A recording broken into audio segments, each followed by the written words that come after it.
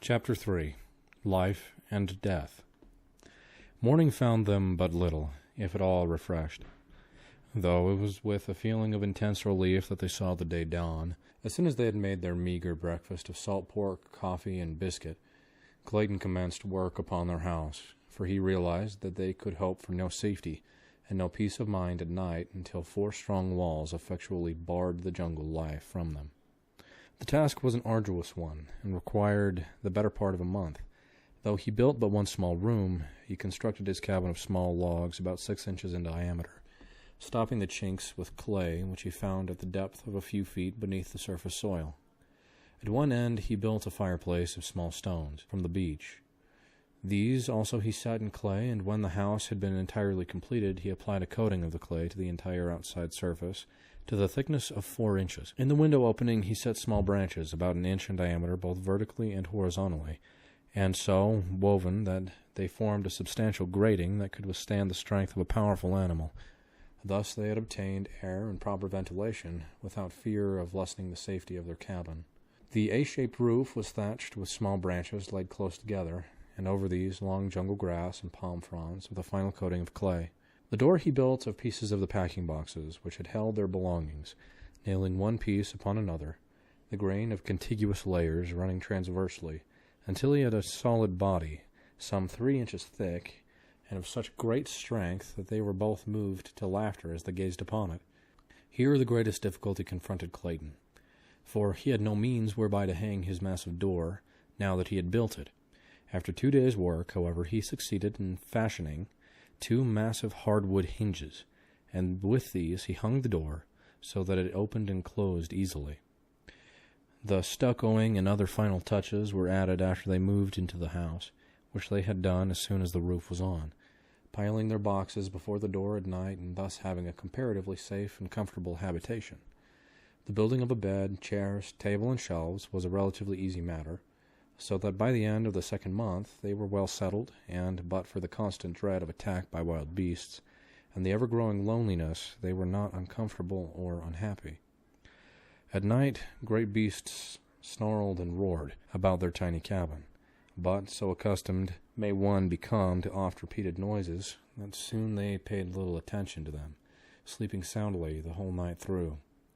Thrice had they caught fleeting glimpses of a great man-like figures, like that of the first night, but never at sufficiently close range to know positively whether the half-seen forms were those of men or brute. The brilliant birds and the little monkeys had become accustomed to their new acquaintances, and as they had evidently never seen human beings before, they presently, after their first fright had worn off, approached closer and closer, impelled by that strange curiosity which dominates the wild creatures of the forest, and the jungle, and the plain, so that within the first month several of the birds had gone so far as even to accept morsels of food from the friendly hands of the Claytons. One afternoon, while Clayton was working upon an addition to their cabin, for he contemplated building several more rooms, a number of their grotesque little friends came shrieking and scolding through the trees from the direction of the ridge. Ever as they fled, they cast fearful glances back of them, and finally they stopped near Clayton, jabbering excitedly to him, as though to warn him of approaching danger. At last he saw it, the thing the little monkeys feared, the man-brute, of which the Claytons had caught occasional fleeting glimpses. It was approaching through the jungle in a semi-erect position, now and then placing the backs of its closed fists upon the ground, a great anthropoid ape, and as it advanced, it emitted deep guttural growls and an occasional low barking sound. Clayton was at some distance from the cabin, having come to fell a particularly perfect tree for his building operations, grown careless for months of continued safety, during which time he had seen no dangerous animals during the daylight hours. He had left his rifles and revolvers all within the little cabin, and now that he saw the great ape crashing through the underbrush directly toward him, and from a direction which practically cut him off from escape, he felt a vague little shiver play up and down his spine. He knew that armed only with an axe, his chances with this ferocious monster were small. Indeed, and Alice. Oh God, he thought. What will become of Alice? There was yet a chance of reaching the cabin.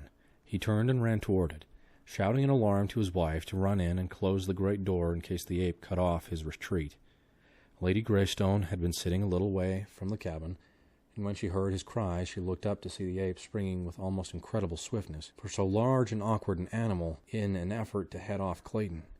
With a low cry, she sprang toward the cabin, and as she entered, gave a backward glance which filled her soul with terror, for the brute had intercepted her husband, who now stood at bay, grasping his axe with both hands, ready to swing it upon the infuriated animal when he should make his final charge. "Close and bolt the door, Alice," cried Clayton. "I can finish this fellow with my axe." But he knew he was facing a horrible death, and so did she. The ape was a great bull, weighing probably 300 pounds. His nasty, close-set eyes gleamed hatred from beneath his shaggy brows, while his great canine fangs were bared in a horrid snarl as he paused a moment before his prey. Over the brute's shoulder, Clayton could see the doorway of his cabin, not 20 paces distant, and a great wave of horror and fear swept over him as he saw his wife emerge around with one of his rifles. She had always been afraid of firearms and would never touch them, but now she rushed toward the ape with the fearlessness of a lioness protecting its young. "Back, Alice!" shouted Clayton. "For God's sake, back!" But she would not heed, and just then the ape charged so that Clayton could say no more. The man swung his axe with all his mighty strength, but the powerful brute seized it in those terrible hands, and tearing it from Clayton's grasp, hurled it far to one side. With an ugly snarl, he closed upon his defenseless victim. But ere his fangs had reached the throat they thirsted for, there was a sharp report, and a bullet entered the ape's back between his shoulders. Throwing Clayton to the ground, the beast turned upon his new enemy. There before him stood the terrible girl, vainly trying to fire another bullet in the animal's body. But she did not understand the mechanism of the firearm, and the hammer fell futilely upon an empty cartridge. Almost simultaneously, Clayton regained his feet, and without thought of the utter hopelessness of it, he rushed forward to drag the ape from his wife's prostrate form. With little or no effort, he succeeded, and the great bulk rolled inertly upon the turf before him. The ape was dead. The bullet had done its work. A hasty examination of his wife revealed no marks upon her, and Clayton decided that the huge brute had died the instant he had sprung toward Alice. Gently he lifted his wife's still unconscious form and bore her to the little cabin, but it was fully 2 hours before she regained consciousness. Her first words filled Clayton with vague apprehension. For some time after regaining her senses, Alice gazed wonderingly about the interior of the little cabin, and then, with a satisfied sigh, said, "Oh, John, it is so good to be really home. I have had an awful dream. Dear, I thought we were no longer in London, but in some horrible place where great beasts attacked us." There, Alice," he said, stroking her forehead. "Try to sleep again and do not worry your head about bad dreams." That night a little son was born in the tiny cabin beside the primeval forest, while a leopard screamed before the door and the deep notes of a lion's roar sounded from beyond the ridge. Lady Greystone never recovered from the shock of the great ape's attack, and though she lived for a year after her baby was born, she was never again outside the cabin, nor did she ever fully realize that she was not in England. Sometimes she would question Clayton as to the strange noises of the night, the absence of servants and friends, and the strange rudeness of the furnishings within her room. But though he made no effort to deceive her, never could she grasp the meaning of it all. In other ways she was quite rational, and the joy and happiness she took in the possession of her little son and the constant attention of her husband made that year a very happy one for her.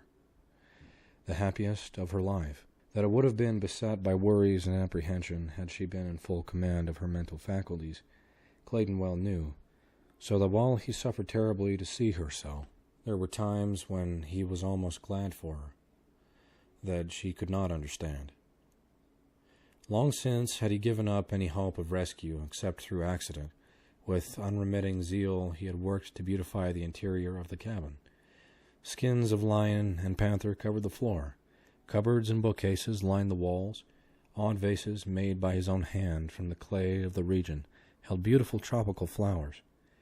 Curtains of grass and bamboo covered the windows, and, most arduous task of all, with his meager assortment of tools, he had fashioned lumber to neatly seal the walls and ceiling and lay a smooth floor within the cabin. That he had been able to turn his hands at all to such unaccustomed labor was a source of mild wonder to him. But he loved the work because it was for her and the tiny life that had come to cheer them, though adding 100-fold to his responsibilities and to the terribleness of their situation. During the year that followed, Clayton was several times attacked by the great apes, which now seemed to continually infest the vicinity of the cabin. But as he never again ventured outside without both rifle and revolvers, he had little fear of the huge beasts. He had strengthened the window protections and fitted a unique wooden lock to the cabin door, so that when he hunted for game and fruits, as it was constantly necessary for him to do to ensure sustenance, he had no fear that any animal could break into the little home. At first he shot much of the game from the cabin windows, but toward the end the animals learned to fear the strange lair from whence issued the terrifying thunder of his rifle. In his leisure, Clayton read, often aloud to his wife, from the store of books he had brought for their new home. Among these were many for little children, picture books, primers, readers, for they had known that their little child would be old enough for such things before they might hope to return to England. At other times, Clayton wrote in his diary, which he had always been accustomed to keep in French, and in which he recorded the details of their strange life. This book he kept locked in a little metal box. A year from the day her little son was born, Lady Alice passed quietly away in the night. So peaceful was her end that it was hours before Clayton could awake to a realization that his wife was dead. The horror of the situation came to him very slowly, and it is doubtful that he ever fully realized the enormity of his sorrow, and the fearful responsibility that had devolved upon him with the care of that wee thing, his son, still a nursing babe. The last entry in his diary was made the morning following her death, and there he recites the sad details in a matter-of-fact way that adds to the pathos of it. For it breathed a tired apathy of long sorrow and hopelessness, which even this cruel blow could scarcely awake to further suffering. My little son is crying for nourishment. Oh, Alice, Alice, what shall I do? And as Clayton wrote the last words, his hand was destined ever to pen, he dropped his head wearily upon his outstretched arms, where they rested upon the table he had built for her, who lay still and cold in the bed beside him. For a long time no sound broke the death-like stillness of the jungle midday, save the piteous wailing of the tiny man-child.